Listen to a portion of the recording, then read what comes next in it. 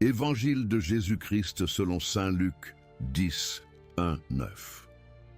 En ce temps-là, parmi les disciples, le Seigneur en désigna encore 72, et il les envoya deux par deux en avant de lui, en toute ville et localité où lui-même allait se rendre. Il leur dit: La moisson est abondante, mais les ouvriers sont peu nombreux. Priez donc le maître de la moisson d'envoyer des ouvriers pour sa moisson.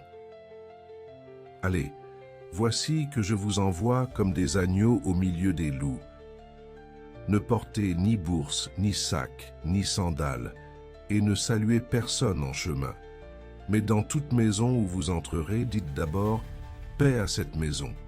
S'il y a là un ami de la paix, votre paix ira reposer sur lui. Sinon, elle reviendra sur vous. Restez dans cette maison, mangeant et buvant ce que l'on vous sert, car l'ouvrier mérite son salaire. Ne passez pas de maison en maison. Dans toute ville où vous entrerez et où vous serez accueillis, mangez ce qui vous est présenté. Guérissez les malades qui s'y trouvent et dites-leur: le règne de Dieu s'est approché de vous. Acclamons la parole de Dieu.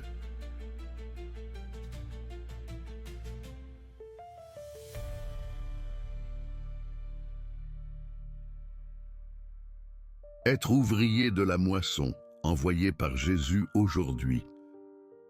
Frères et sœurs, dans ce passage de l'Évangile selon saint Luc, Jésus envoie 72 disciples en mission. Ce n'est pas seulement les apôtres les plus proches, mais un grand groupe de disciples, ce qui signifie que la mission n'est pas réservée à quelques-uns, mais pour tous ceux qui suivent le Christ. Jésus nous rappelle que la moisson est abondante.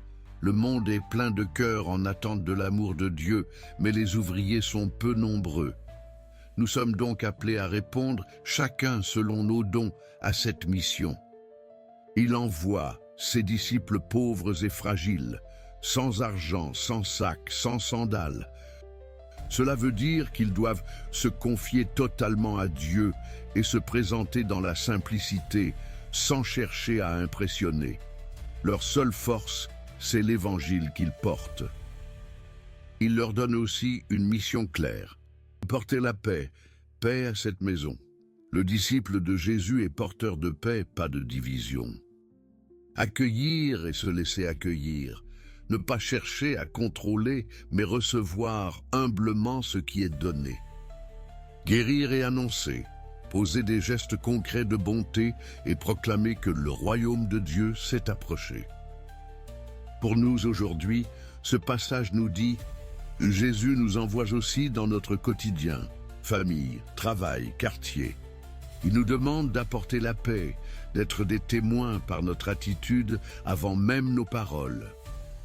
Et surtout, d'annoncer par notre vie que Dieu est proche, qu'il aime et qu'il sauve. Comment le vivre au quotidien? Être porteur de paix. Éviter les paroles blessantes, choisir d'apaiser plutôt que d'envenimer les conflits. S'appuyer sur Dieu, ne pas tout calculer ni tout contrôler, mais apprendre à lui faire confiance. Servir et guérir, être attentif aux personnes blessées autour de nous, une écoute, une aide, un geste simple peuvent guérir un cœur. Témoigner avec simplicité. Parler de ta foi quand l'occasion se présente, mais surtout la vivre par ton comportement.